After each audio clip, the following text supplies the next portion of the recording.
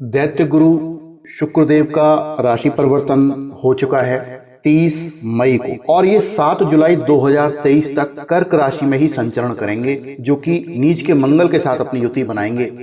और ये जो समय है ये बहुत ही गंभीर समय है और इस समय को समझना आप सभी के लिए बहुत आवश्यक है। मैं मेष से लेकर मीन राशि तक सभी जातकों के लिए एक बात कहना चाहता हूँ कि इस गोचर के दौरान कृपया टोपी घुमाने से बचें। कोई आपके पास पैसे अपने रख गया है, कहीं घूमने गया वो, और आपके पास कुछ समय के लिए पैसे रख गया है।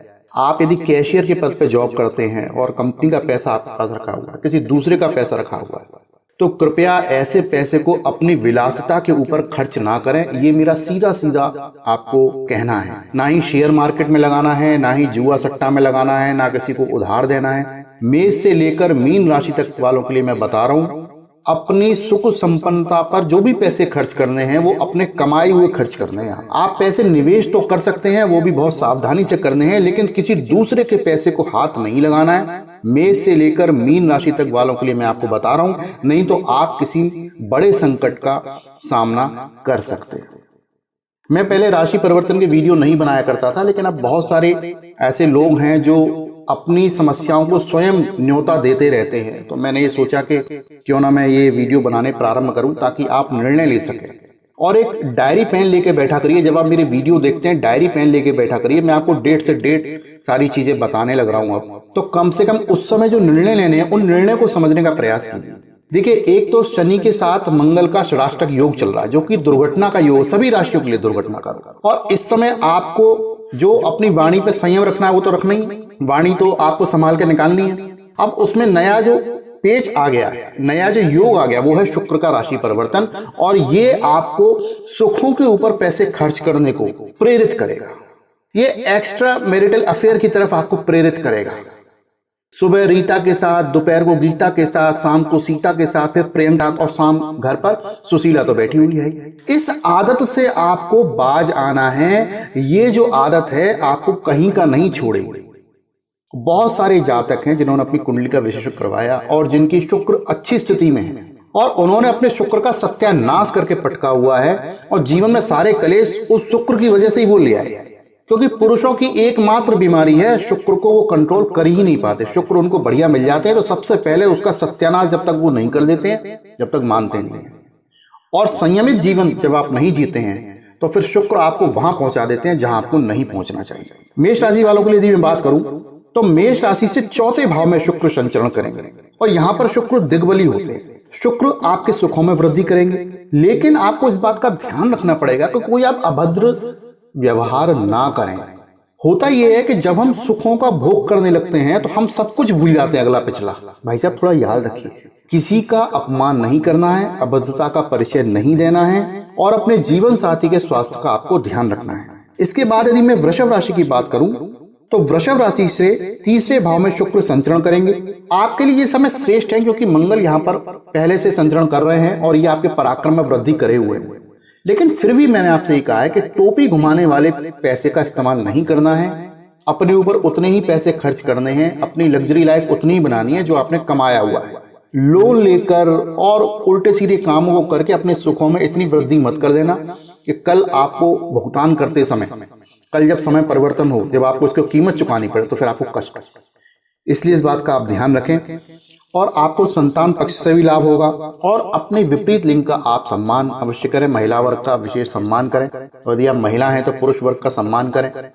यही मेरा आपसे कहना है। मिथुन राशि वालों के लिए यदि मैं कहूं तो मिथुन राशि से दूसरे भाव में शुक्र संचरण करेंगे।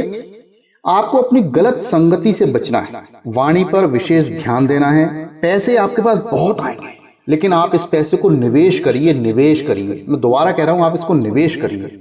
अपने ऊपर खर्च करें तो बहुत सोच समझ कर करिए। किसी दूसरे का पैसा यदि आपके पास आ जाए तो बिल्कुल भूल कर भी ना निवेश करें ना खर्च करें, उसको वैसे ही रखें।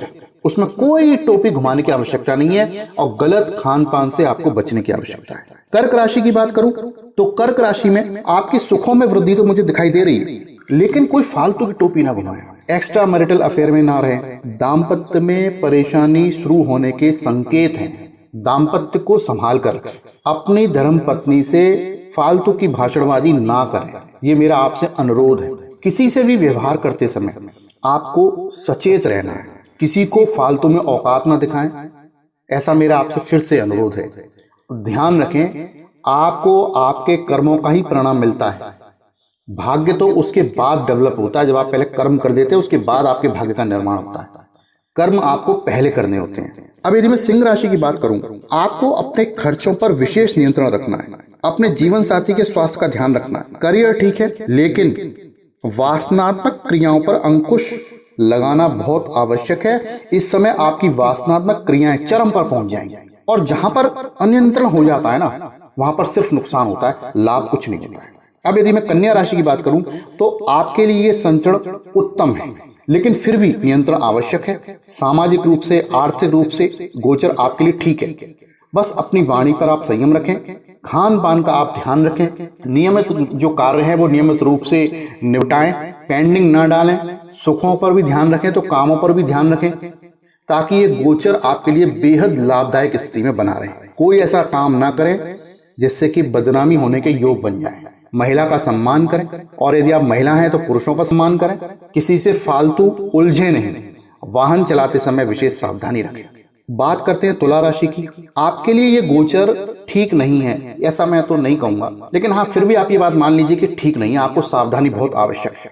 आप महिलाओं का सम्मान करें, और यदि आप जॉब करते हैं और उच्च अधिकारी महिला है ना, तो विशेष सम्मान करें उनका बहुत सारे ऑर्डर मान लीजिए जो वो कह रही हैं। बिल्कुल उल्टा चलने की आवश्यकता नहीं है, क्योंकि ये समय आपके लिए प्रतिकूल है 7 जुलाई 2023 तक के लिए। नया व्यापार यदि आप करने की सोच रहे हैं तो बिल्कुल ना करें, सावधानी से रहें। शुक्रवार को देवी के मंदिर में सफेद मिठाई का भोग लगाकर वितरित करें, और हो सके तो प्रतिदिन कुंजिका स्तोत्र का पाठ प्रारंभ कर दें, आपको लाभ होगा। अब यदि वृश्चिक राशि की बात करें तो आपको भाग्य का साथ मिलेगा, आपके पिता को सम्मान मिलेगा, भाई बहनों से आपके संबंध मधुर रहेंगे, प्रेम संबंध प्रगाढ़ होंगे। अपने चरित्र पर, वाणी पर आप नियंत्रण रखें। धार्मिक यात्रा पर आप जा सकते हैं, नया व्यापार शुरू कर सकते हैं, लेकिन सावधानी बहुत आवश्यक है। मैंने इतने सारे योग आपके लिए बता दिए, तो कुदक के कुछ भी करने की आवश्यकता नहीं है। सारी चीजों की पहले प्लानिंग करने की आवश्यकता है, तब करें। यदि आपने कोई व्यापार का प्लानिंग पहले से कर रखा है, आपने सोच समझ लिया है, तभी आप व्यापार में कदम बढ़ाएं। ऐसा नहीं है कि मैंने आज कह दिया तो चलो बैठे ठाले कुछ नहीं है तो एक नया व्यापारी शुरू कर देते हैं, ऐसे काम ना करें। बात करते हैं धनु राशि वालों की, तो धनु राशि वालों के लिए भी ये समय चैलेंजिंग है। दाम्पत्य में परेशानी, संतान पक्ष से परेशानी, कार्य क्षेत्र में परेशानी। मद्यपान बिल्कुल भी नहीं करना है, मांसाहार का बिल्कुल भी प्रयोग नहीं करना है, वाणी पर नियंत्रण रखना है। अपनी व्यक्तिगत बातें आपको गुप्त रखनी है, उसको रहस्य बना के रखना है। यदि आपने उजागर कर दी तो कोई आपका अनुचित लाभ ले सकता है। कोई भी शॉर्टकट लेने की आवश्यकता नहीं है। यदि आपने शॉर्टकट लिया तो दुर्घटना घटकर ही रहेगी। सावधानी ही आपकी सुरक्षा की गारंटी है।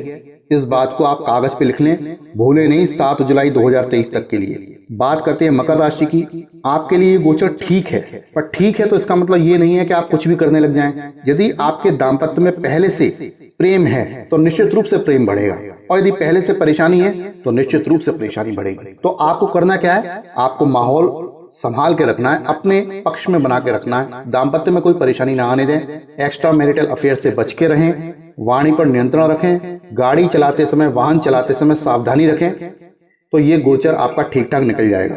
इसके बाद करते हैं कुंभ राशि की। कुंभ राशि वालों के लिए मैं कहूंगा कि आप अपने खर्चों पर नियंत्रण रखें। कोई काम यदि चल रहा है तो उसे चलने दें, फालतू में ऋण ना लें, अपने खर्चों के लिए बिल्कुल भी ना लें। आपको ऐसा लग रहा है कि मुझे ये काम करा लेना, वो काम करा लेना, अभी मत कराएं। यदि काम चल रहा है तो ऐसे ही चलने दें, इसको टाल दें, समय को ऋण ना लें, बढ़िया रहेगा। और यदि आपने ऋण लिया तो विशेष प्रयास करने पड़ेंगे ऋण को चुकाने के लिए, इसलिए ये समय बिल्कुल भी ऋण लेने के लिए उत्तम नहीं है। मीन राशि की यदि मैं बात करूं तो आपको अपने रिश्तों पर फोकस करना है, अपने दाम्पत्य जीवन पर आप ध्यान दें, एक्स्ट्रा मैरिटल अफेयर से बचें। आपके लिए गोचर ठीक है, आपकी इनकम बढ़ेगी, लेकिन आपको नियंत्रण बना के रखना है अपनी वाणी पे।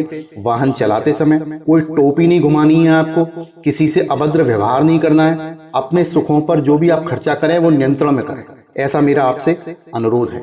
मैं आप सभी से बस ये कहना चाहूंगा, मेष से लेकर मीन राशि वालों के लिए, कि आप इस गोचर के दौरान अपने बारे में तो सोचें, लेकिन आप अपने से सामने वाले के बारे में पहले सोचें। तो देखिए ये गोचर आपके लिए बहुत बेहतर हो जाएगा। ये गोचर आपको प्रेरित करेगा अपने बारे में सोचने के लिए, लेकिन मैं कहता हूं आप अपने बारे में ना सोचें, आप सामने वाले के बारे में सोचें। और जैसे ही आप सामने वाले के बारे में सोचने लग जाएंगे, आपकी दिशा और दशा दोनों बदल जाएगी। ये गोचर आपके लिए बेहद लाभप्रद हो जाएगा। इस बात का आप ध्यान रखिएगा। शुक्र को यदि आपको बलवान करना है तो आप अपने ऊपर जो फोकस रखते हैं वो तो बना के रखें, लेकिन सामने वाले के ऊपर भी यदि आप फोकस बना कर रखने लगेंगे तो आप देखेंगे कि आपका शुक्र बली होता चला जाएगा। इसका ये जो गोचर है जो इस समय का, ये आपके लिए लाभप्रद हो जाएगा। आप ऐसा करके देखिएगा और इस वीडियो को ज्यादा से ज्यादा शेयर कीजिएगा ताकि ज्यादा से ज्यादा लाभ प्राप्त हो सके सभी जातकों को। नमस्कार।